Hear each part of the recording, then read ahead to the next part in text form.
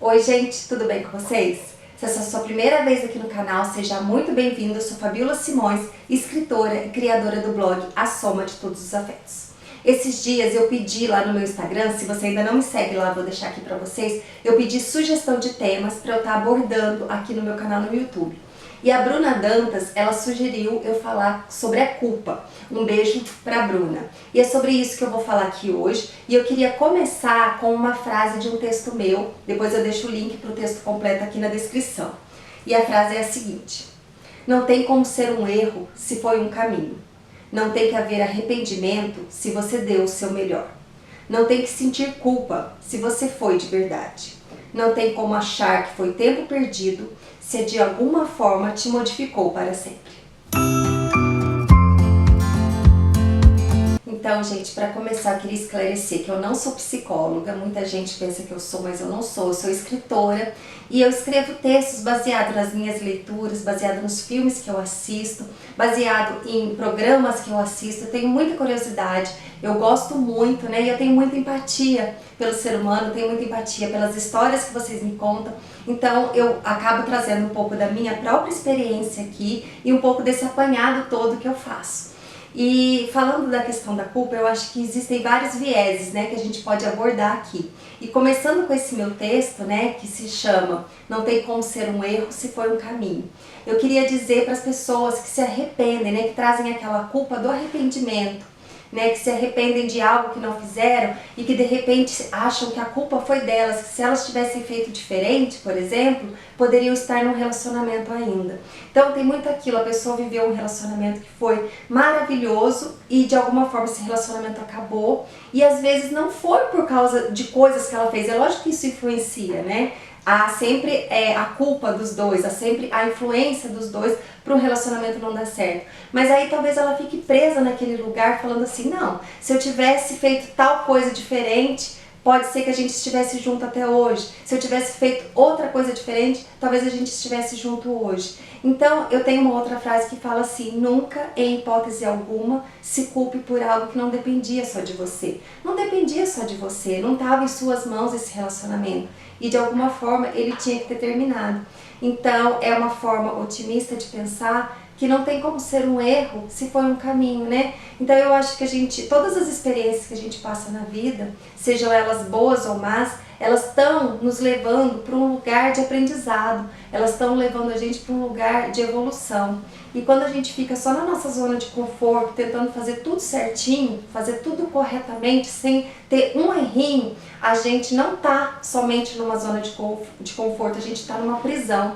Então a liberdade, ela consiste em a gente arriscar, em a gente não ter medo, em a gente sair desse lugar de perfeição e tentar ser um pouquinho mais humanos, né? E assim, eu confesso que na minha imaturidade, né, até foi um longo processo, eu carregava muita culpa. Hoje eu ainda tenho que lidar um pouco com isso, mas eu tenho assimilado mais que eu não sou perfeita, que eu vou decepcionar e frustrar algumas pessoas e que tá tudo bem, e que às vezes a principal pessoa que eu não devo decepcionar e frustrar sou eu mesma, né? Então muitas vezes esse desejo de agradar, esse desejo de nunca decepcionar, faz a gente carregar muita culpa, porque às vezes a gente tem um deslize, por menor que seja, e a gente fica focado naquele deslize e não evolui, né? E não se perdoa e não toca a vida pra frente. Aí nesse meu texto eu cito um filme, não é a minha dica ainda, que se chama Questão de Tempo. Esse filme estava na Netflix até pouco tempo atrás. É maravilhoso, se você ainda não assistiu, procure para assistir em outro streaming, que agora não tá mais na Netflix. Prepare os lencinhos, porque esse filme realmente ele vale muito a pena. E esse filme ele traz uma questão, né? Se você tivesse uma outra chance na vida, você teria feito diferente? Só que faz a gente pensar no seguinte, se você tivesse feito diferente, você também não teria aprendido tanta coisa, você não teria chegado aonde você chegou. Então a gente tem que pensar que os infortúnios, eles nem sempre são desgraças na nossa vida, né? As coisas ruins que nos acontecem, elas podem ser bênçãos disfarçadas que nos fazem chegar mais longe. Então, ficar preso num lugar que não existe mais, né, num passado que não existe mais, que não dá pra você voltar lá e fazer diferente, segunda chance dessa forma não existe, ficar preso é se torturar. E eu cito também esse livro aqui, Ah, é um dos meus preferidos da vida, ele é muito fininho, também ainda não é minha dica de livro, mas é o Vermelho Amargo do Bartolomeu Campos de Queiroz. Gente, vale muito a pena, esse livro é lindo. E tem uma frase aqui que diz: há dias em que o passado me acorda e não posso desvivê-lo. Você às vezes quer voltar lá no passado e desviver aquele dia, né, que você acha que você teve certa culpa. Isso não dá para acontecer. Então, se perdoe, se pegue no colo, se compreenda, né? E uma das coisas que a gente pode fazer para aliviar a nossa culpa é pensar na nossa intenção. Qual a intenção que eu tinha no momento que eu vivi aquilo que eu considero um erro, né? Se eu considero que aquilo foi um erro realmente, a minha intenção era errar, a minha intenção era fazer um mal que eu acho que eu causei a alguém, a minha intenção era ser cansativa, era dar aquele fora. Não, a minha intenção era a melhor possível muitas vezes, né? Então se perdoe e imagine a sua intenção naquele momento. Nós todos somos humanos, nós todos erramos, né? Então a gente tem que ser um pouquinho mais... ter mais empatia com a gente mesmo, porque às vezes a gente tem empatia e compreende o outro, mas não se compreende, não se aceita e não se perdoa. E uma outra coisa que a gente tem que pensar é a questão da responsabilidade. Se você acredita que você errou e tem como você consertar isso, tem como você pedir desculpa, tem como você corrigir e não cometer mais esse erro, se responsabilize por isso, faça algo a respeito e depois toque sua vida. Não fica preso naquela situação. Se você já tentou reparar esse erro, se você não se orgulha do erro que você cometeu e tenta fazer diferente daqui pra frente, siga a sua vida a partir de então. Para terminar essa minha reflexão, eu queria trazer uma fala do psicólogo Fred Matos num programa da CNN com o Leandro Carnal também. E o Fred Matos, ele participou, né, desse programa falando sobre os 7 pecados capitais e finalizou falando sobre a culpa. E ele trouxe uma fala que me fez pensar muito. E eu queria trazer uma parte, eu anotei aqui para falar para vocês, mas eu vou deixar linkado aqui também na descrição do vídeo esse programa. A culpa é um sentimento que foi herdado dos nossos ancestrais para garantir que ninguém se diferenciasse muito do resto da tribo e quebrasse o protocolo da comunidade e sua segurança. A consciência de grupo nos ajuda a diferenciar o que nos aproxima ou afasta da norma e toca um sinal de alerta interno quando há uma transgressão. Mas há uma diferença entre culpa e drama. Se você já entendeu os mecanismos da sua transgressão, pode mudar se quiser. Mas se ainda segue culpado, é um drama de quem quer se manter puro. No mundo de moralidade polivalente, é impossível atender todas as tribos. Então você precisa escolher a sua tribo e se regular por ela. Mas ainda assim, será chamado por seus desejos a quebrar algum protocolo. Se puder, evite o drama, mas pecar será inevitável e até desejável se quiser encontrar a sua própria voz. Então, e aí é complicado no mundo que a gente está hoje, que ele é um mundo de moralidade polivalente. Então, para cada grupo que você quer pertencer, existem normas, existem padrões, existem moralidades diferentes. E aí você quer ser aceito no grupo da sua família, você quer ser aceito no grupo do seu condomínio, você quer ser aceito no grupo do WhatsApp, no grupo do seu trabalho, e cada grupo diferente vai ter uma norma diferente. Mas você tem que encontrar a sua própria voz, você tem que encontrar aquilo que é certo para você. E é lógico que nessa de tentar descobrir o que é certo para você, você vai desagradar alguns, você vai frustrar outros. Então a gente tem que ir amadurecendo nesse ponto de entender que unanimidade não existe. A gente vai nessa vida agradar uns, desagradar outros, mas a gente tem que encontrar aquilo que é certo e é importante pra gente. E não viver com esse drama da culpa. A gente tem que tentar reparar aquilo que a gente considera que foi um erro, tentar não se vangloriar dos nossos erros, né? Que aí o Leandro Carnal, ele completou com uma fala assim que eu achei muito legal. Você não querer nunca pecar é uma forma sofisticada de vaidade. Primeiro foi essa. E depois ele falou, a grande questão em ética ou em teologia não é o erro, pois existe o perdão e a reflexão, mas é quem se orgulha do erro. Quem se orgulha do erro é o cafajeste, é o canalha.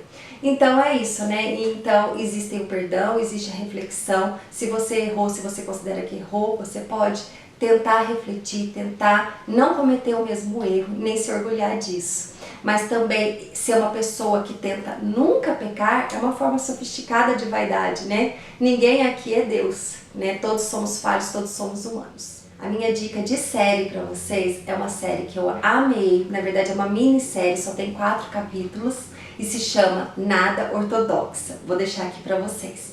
Gente, eu fiquei apaixonada nessa série, eu maratonei rapidinho, né, que são só 4 capítulos. E essa minissérie, ela me trouxe diversas reflexões, mesmo que eu viva aqui, né, nesse mundo ocidental, que eu não viva uma religião ultra-ortodoxa como a dela. E ela, na verdade, ela fazia parte de uma comunidade, né, ortodoxa, ultra-ortodoxa, que parece que se chamava Satmar. E é uma comunidade que estava instalada no Brooklyn, ela existe realmente, instalada no Brooklyn, em Nova York. E essa jovem de 19 anos, ela tem um casamento arranjado, um casamento infeliz, e ela tem que seguir as normas dessa comunidade ultra-ortodoxa. Só que desde muito novinha, ela percebe que ela é um pouco diferente, que ela questiona as normas, mas ela questiona muito isso internamente, né? E ela sente que ela não cabe ali dentro daquela sociedade. E talvez muitas pessoas que estejam ali, né, vivendo todas essas regras, todas essas normas, também sintam que não se encaixam, mas ainda não tenham consciência disso, né? E ela tão novinha, ela teve essa consciência. Eu vou dar uns pequenos spoilers aqui, se vocês não quiserem assistir, vocês pulem, né? Depois eu coloco o minuto que vai estar eu falando do livro. Mas assim, são spoilers só para pontuar essa questão do nosso tema de hoje. Eu acho que essa garota, né, a Esther, ela se chama Esther na minissérie, mas a autora do livro é a Deborah Feldman. E a Esther, ela consegue romper com o sentimento de culpa para se libertar, para ser feliz. E me fez refletir isso, porque muitas vezes a gente não questiona, né? A gente traz muitas crenças limitantes, né? Coisas que a gente foi criado ao longo da vida, e a gente não questiona se aquilo faz sentido pra gente. Por exemplo, eu vou dar um exemplo bem chulo aqui. Uma mãe que fala para o seu filho não brincar com uma outra criança, né? E aí o filho obedece à mãe porque ele ainda não tem capacidade de entender o motivo da mãe. E talvez a mãe não esteja deixando ele brincar com a outra criança porque a criança tem uma condição financeira inferior ou porque a criança pertence a uma outra raça. E aquela criança, filho, né, ele obedece à mãe, mas à medida que ele cresce, ele pode se libertar dessa crença limitante e entender, não, o que minha mãe me pediu não é uma regra boa para eu seguir, né? Então essa menina, a Esther, né, da série, ela rompe com aquelas regras da comunidade dela e ela quer a liberdade dela. E ela luta por essa liberdade de uma forma que muitas vezes a gente não teria coragem por causa da culpa, por causa do arrependimento. Então muitas vezes a gente fica preso numa vida infeliz por medo de enfrentar a culpa que a gente vai sentir lá na frente, por medo de se arrepender. Mas a gente tem que ponderar muito bem as nossas escolhas, né? E ver o que é melhor pra gente. E aí eu vou trazer uma parte que vai ter um pequeno spoiler agora. Ela consegue fugir e ela vai para Berlim, porque a mãe dela, então isso facilitou para ela, porque a mãe dela já mora em Berlim. E ela consegue fugir para Berlim. E lá ela tá ainda usando as roupas da comunidade ultra-ortodoxa, então ela tá de meia calça, de saia comprida, de blusa de gola alta até aqui em cima, de camisa por cima. E ela tá com uma peruquinha, ela raspou o cabelo e colocou essa peruquinha. E aí ela conhece uma comunidade de músicos, né, lá de Berlim, e eles vão passear no lago. E quando ela chega lá naquele lago, ela vê todos os jovens ali de biquíni, todos descontraídos, né? E tem um momento que parece que dá um... Ela não diz, ela não verbaliza a palavra culpa, mas eu senti isso nela. Ela olha para o lado e ela vê um homem brincando com uma criança, o homem tá sem camisa. E ele tem uma grande tatuagem nas costas, tá escrito Alemanha. E eu acho que nessa hora deve ter batido uma culpa nela, por quê? Porque ela é judia e ela está se aliando, né? Ela fugiu para a Alemanha, está se aliando com o povo que tirou a liberdade do povo dela. Então, assim, é uma coisa, é um fechamento de ciclo que naquele momento eu acho que trazia um pouco de culpa para ela. E aí ela vê os jovens entrando no lago, tudo, e ela resolve entrar também, mas ela tá com aquela roupa toda e ela entra com a roupa, ela só tira a meia calça e a camisa de cima. E ela entra de gola alta, de saia comprida, e quando ela tá ali, o lago pegando na cintura dela, ela ainda tá com aquela tensão toda, né? Será que é isso que eu quero? Será que é isso que eu vou fazer? E aí ela tira a peruca, joga no lago e dá um mergulho. E naquele momento ela respira tão fundo que aí parece que ela fica com a alma lavada mesmo. Ela fala, não, a sensação que eu tenho é, não, eu tô no lugar que eu devo estar mesmo e aqui eu vou ser livre e aqui eu vou contar uma nova história e é essa a minha decisão. Então ela tá bancando a decisão dela. Apesar de toda a culpa, apesar de todo arrependimento que ela possa vir a ter, ela tá bancando a liberdade dela. E assim, é uma série que mexeu muito comigo por diversos motivos e eu recomendo para vocês, então espero que vocês gostem. E aí a minha dica de livro para vocês é esse daqui, A Biblioteca da Meia-Noite. Eu ainda não terminei de ler esse livro, mas eu tô adorando, é porque eu leio vários livros ao mesmo tempo. Vou deixar o link para adquirir aqui na descrição do vídeo. E esse livro aqui, ele traz uma história muito, é uma ficção, traz uma história muito original, muito inusitada. Então, trata da história da Nora, uma jovem que tira a própria vida. Ela tira a própria vida porque algumas coisas aconteceram ruins na vida dela, ela não conquistou nada do que ela planejou na vida dela, então ela tira a própria vida. E aí ela acorda numa biblioteca. É uma biblioteca até já conhecida dela, e a bibliotecária é uma antiga bibliotecária da escola dela. E aí ela é apresentada aos livros da biblioteca. Todos os exemplares são verdes, assim.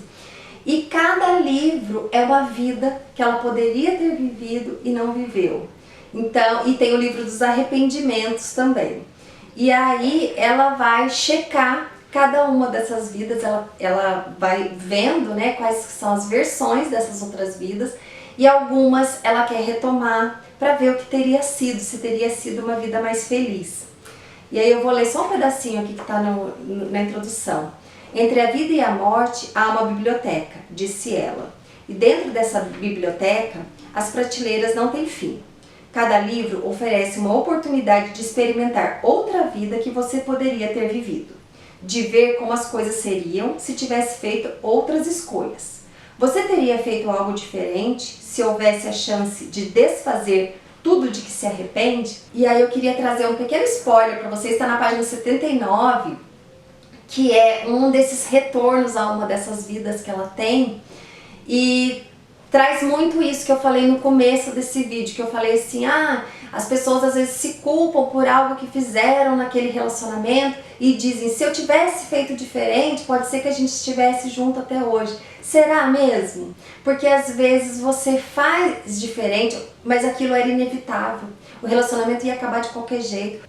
Então, um pequeno spoiler que eu vou dar, se vocês quiserem, vocês pulem, é que antes dela tirar a própria vida, o gatinho dela morre. E aí ela fica muito triste com a morte do gatinho, se culpando e achando que ela poderia ter feito algo para evitar a morte dele. Ele morre atropelado na rua. Então, quando ela tem a possibilidade de retornar a uma dessas vidas, ela escolhe retornar para casa antes dessa tragédia acontecer. E aí ela retorna. E ela começa a procurar o gatinho dela, que chama Voltaire. Procura o gatinho, quando ela olha embaixo da cama, ele tá lá, imóvel, morto. E aí ela volta para a biblioteca e fala assim, mas como assim? Eu pedi para voltar antes da morte do meu gatinho. Aí ela pegou e falou assim, não, você pediu para voltar antes que isso acontecesse.